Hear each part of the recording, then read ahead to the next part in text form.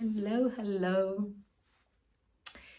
So, I have decided that I would like to share my book with you here by video. For those who like to listen to books being read to them, perhaps you would like to listen to the book as a sample of what I have done. And so I thought I would read the book to you today. And first, let me introduce myself. My name is Michelle Foulia. I was born and raised in Cyprus and have been living in the UK pretty much on and off most of my life. Currently, I live in Wales and share my home with my husband, my 3 children, our dog Poppy, who is here with me today, and our cat Melon, who is outside sunbathing. I wrote recently I haven't recently written my book. This is my book. This is the book I'm going to read to you today. And as you can see, perhaps you've guessed, it is based on our dog Poppy, who we rescued 7 years ago from Greece. We were living in Greece at the time, and she had been abandoned on a beach as a 3-month-old puppy. She was about 3 to 4 months old. A friend had spotted her and informed us. So I went to see her, not with a view of adopting her, but with a view of seeing whether I could find a home for her. And we ended up adopting her. At the time, we were struggling with our son's ADHD diagnosis and sensory processing disorder. And rescuing Poppy became the catalyst for me as a mother to understand more about ADHD and to see beyond the challenges and the difficulties around it. At the time, our son was 7 years old and was quite hyperactive. He would have sudden rage, very impulsive, risk-taking.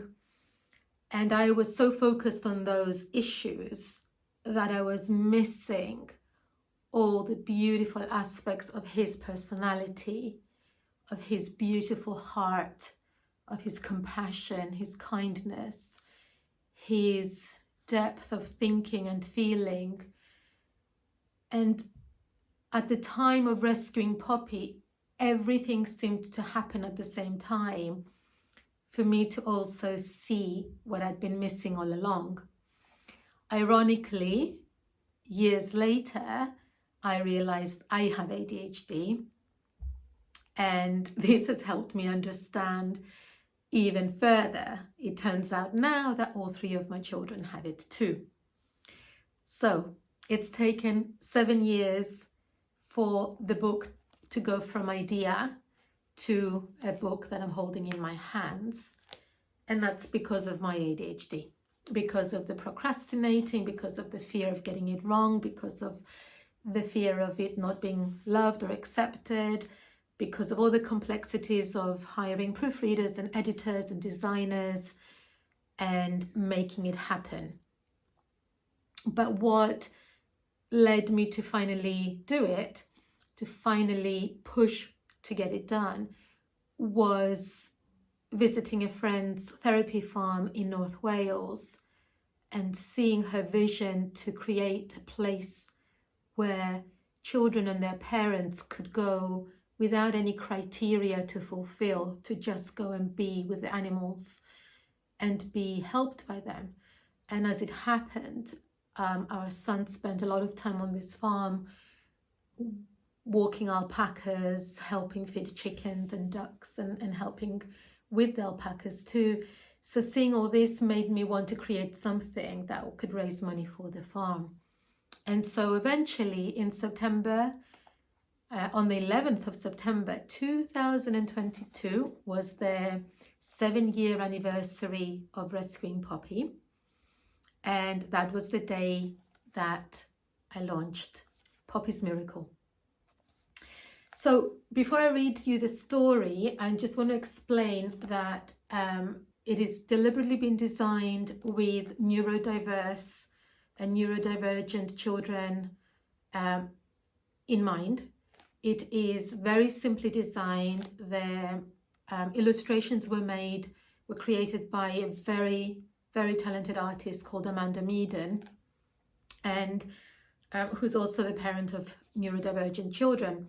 So she understands how overwhelming and overstimulating some books can be when they're filled with color and filled with information and lots of illustrations, and can be very distracting to the child actually taking in the story. So we deliberately kept it in graphite, very simple, very easy on the eyes, and we only included very few illustrations because I wanted, as the writer of the story, I wanted the reader to create the scenes in their imagination. I think sometimes we over tell, we over explain, and we over describe characters and scenes.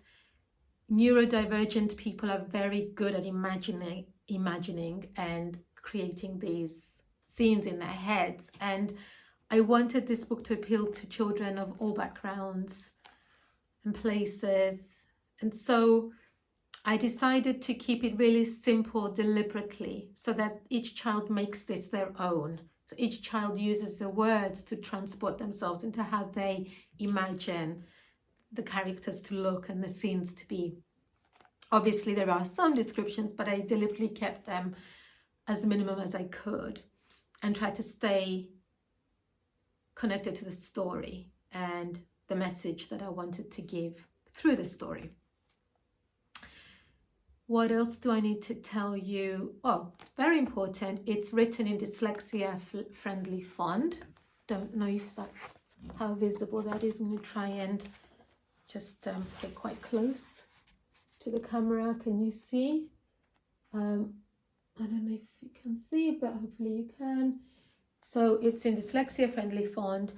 The back of the story is a fictional story based on our true story. There's many reasons why I couldn't say everything exactly as it happened, but I created a fictional story that I felt most children would connect to. But it is based on our family, Poppy, the real dog, and the real story of what happened when we rescued her. And basically the challenges of getting her back home to the UK from Greece. What I've done is I started this book with a letter to the reader, which you will hear in a minute. It goes into the story, and after the story there are a number of prompts which can be used for journaling. They can be used with the parent doing them with the child doing them by themselves, with a teacher doing it in a class, with a child therapist doing it with the child, as something that they can work through together to help their child understand their ADHD, and also how to manage it, how to overcome some of the challenges, how to embrace the gifts that it brings, because there are many gifts that we have when we are neurodiverse and neurodivergent. So the prompts at the back can be used for drawing, doodling, conversation. Just to give you an example, conversation, or writing. Some of the questions are, what did you think of the story? How did the story make you feel? Because I want to talk about feelings and identifying those feelings. Who was your favorite character in the story and why? If you could rewrite the story, what would you do differently? There's lots of explanations and tools in there for breathing exercises to calm when there's that sense of rage that we experienced in our family. There are little exercises and little activities to do to identify gifts. And yeah, I mean, there's plenty there. I can't go through all of it, otherwise this would be an incredibly long video. And to be fair, as much as I'd love for you to gain something from watching this and listening, many people may not connect to my voice, to my accent. and some people would prefer to read it, and also obviously having it in your hands would enable you to do all the activities and exercises. And at the very back I write our story and I include photographs of the day that we rescued her. That's from the day that she was rescued. So yeah, definitely there would be a benefit to having a physical book. But whether you have the book or want to get the book, or you haven't decided yet and just want to listen to the story, I want to share it with you. It's a gift from me to you, and I hope you enjoy it. Okay, so here we go.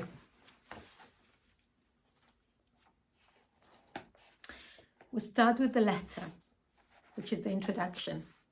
Dear friend, you hold in your hands a copy of my very first book. This book is about Poppy, our little Greek rescue dog. I can't tell you how hard it has been for me to get this book out to you, something that should encourage you never to give up on your goals and dreams. I was first inspired to write when I was 11 years old and I was leaving primary school in Cyprus, the country I grew up in. It was my last day of school, and I remember my teacher, Mrs. Nitsa, kneeling in front of me, saying that I had a gift to write. She told me that I should keep a journal and write about my life, and that one day I would write books that would help others. I nodded politely, but I didn't believe her. I didn't keep my promise to keep a journal until many years later, when I was the mother and the need to write wouldn't go away. Until the day Mrs. Nitsa told me I had a gift, no one else in my life had told me anything positive about myself, or at least I didn't remember. I was used to being scolded for staring out of the classroom window and being lost in my imaginary world. I was always in trouble for being impatient, forgetful, easily distracted, unable to concentrate, and becoming angry because I couldn't adequately express my needs or frustration. I was also criticized and bullied for how I looked, and because at the time I had a lisp. The only person that saw something good in me was Mrs. Nitsa. The words she spoke planted a seed in my heart. It grew over the following years, even when I didn't write. Finally, when I passed my 40th year, I began keeping a journal to help process my thoughts, unpack my feelings, and order my mind. Then, in 2015, I was inspired to write this book because I wanted to raise money to help a friend create a therapy farm for children and adults who feel overwhelmed or struggle with anxiety, mental illness, disability, and whatever else the struggle might be. As spending time with animals makes them feel better. Writing Poppy's story not only helps raise money for the farm, but also helps you, the reader, by showing you that miracles can happen. We must never give up hope or belief in our dreams and desires. Even when things seem to go wrong, there can be a lesson to help us grow stronger and wiser. As a child, I didn't realize I had ADHD, attention deficit hyperactivity disorder. This essentially means that a person with ADHD cannot concentrate for long periods, usually has boundless energy. I see nothing wrong with that. I know I am capable of focusing. In fact, I can hyper-focus on things that engage me, but I struggle with conversations or matters that hold no interest. It's challenging when people require me to focus in school or work. It is a problem if there is mess at home and items get lost, or I forget appointments or names. But there are many positives that, in my view, outweigh the negatives and make me grateful to be just as I am. Otherwise, I wouldn't have written this book. As I hadn't seen a specialist when I was younger, it was when my son Vangelis was assessed that I realized how alike we were and that ADHD or ADD was one of the reasons for my struggles. But beyond that, I also saw how ADHD, ADD had been a gift. It enables me to be creative, write stories, think of ways to help others, and be who I am. I based the characters in this fictional story on our family and, of course, Poppy, who is sleeping by my feet as I type this letter to you. You can learn more about Poppy and perhaps even meet her virtually or in person by visiting my website or following me on social media. There are many dogs like Poppy and so many families like ours, each with their own individualities and quirks. I hope our story will encourage, inspire, and help you see that miracles are possible. You just need to believe and be patient. I hope you enjoy this story and the journaling drawing prompts that follow. Take your time and make this book your own in your very special, personal way. Stay inspired, believe in yourself and your dreams, become your best advocate, and know you are amazing. Michelle. Okie dokie. Chapter 1. Alex, shouted Mum. For goodness sake, choose something. Otherwise, I will go straight ahead and pack whatever I like. Why? Why do I need to choose anything? Why can't I just stay at home? I told you I don't want to go on this stupid holiday. Greece is hot and I don't like the heat. You know that. What's wrong with staying in England? Alex threw the neat pile of clothes at his mum and stormed out of the bedroom. An hour later, Alex sat in the car with his family, ready to set off. He felt bad. He didn't mean to shout at his mum, who had quietly packed his suitcase after his outburst. He had stormed off outside and ridden his scooter up and down the quiet street. This always helped him calm down when he felt angry. Why could no one understand him? He glanced over at his mom in the front passenger seat, who was staring ahead, tight-lipped, quiet. He felt he had disappointed her again. Just then, Dad's voice broke the silence. Right, we're ready to set off, folks. Are you all strapped in? Everyone started chatting enthusiastically. Little Isabel squealed with joy, and Mum fussed over her list to make sure that nothing had been forgotten, but Alex's mind was elsewhere. He looked out of his window, his brow furrowed and his head resting on his hand. He felt surrendered to his fate. There was nothing more he could do about it. He was going on this holiday whether he liked it or not. His big brother Nicholas and little sister Isabel were annoyingly excited. They had gone on and on about this holiday for weeks, but all Alex could think of was leaving his comfortable room, which was laid out just as he liked it. Since moving to a new house with his family a few months before, 10-year-old Alex worked hard to make his room just how he liked it. His sky blue wallpaper has drawings of people skateboarding and doing parkour, his favorite activities, while the bunk bed with a tent-like structure over it felt like a den, his very own hideout. The bed had soft covers and sheets, and his weighted, comfortable blanket helped him feel calmer when things got too much. The switch meant he could control the intensity of the lights and make them dim whenever he wanted. Dad treated him to a TV and video game console for his birthday, and Nana Grace bought him a special gaming chair for when he played. He loved his room. It was his own little world where he could escape and relax. Everything had its place, even if it was messy. To Alex, it was just perfect. Now he would have to deal with bright sunshine, which made his eyes hurt, itchy sand and scratchy bedding, and he couldn't have his video game console or comfy chair. Why did his family not understand how important those things were to him? He had heard his mum talking to his dad a couple of days before, after another storming out moment. She said that she sometimes found it hard to deal with his ADHD. ADHD. 4 letters for 4 long words.